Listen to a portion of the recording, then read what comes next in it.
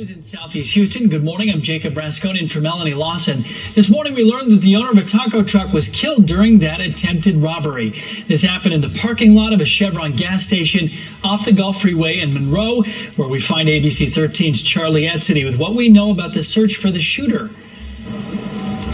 Good morning to you, Jacob. Well, we watched investigators with HPD go in and out of this taco truck. This is where the shooting happened, right off Monroe and the Gulf Freeway. And so we've learned that there were 3 men inside of that truck at the time, and they were closing up just before 4 o'clock this morning when a man got inside the truck and then started demanding money. So HPD was out here for several hours processing this scene, and all 3 of the men in the taco truck, they were held at gunpoint. That's according to HPD, and then a fight broke out between the victim who was killed and the robber. So it spilled outside of the truck, and that is when the shots were fired. So the victim was hit multiple times and died out here at the scene. As for the robber, that man ran from the area and is still on the run this morning, and it's unclear right now if anything was even stolen. So one of the other men inside the truck called 911 and flagged down an officer who just happened to be in the area, but sadly it was just too late. So detectives right now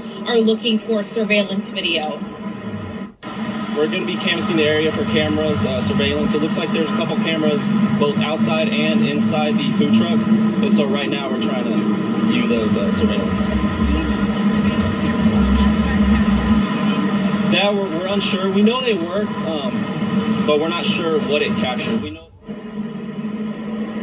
And so what you're looking at right now is video from a different shooting that happened on this same corner. And so a few feet away from the taco truck is a nightclub, and back in July, an Uber driver was shot after a group of people coming out of that club confronted somebody who was in the parking lot breaking into vehicles.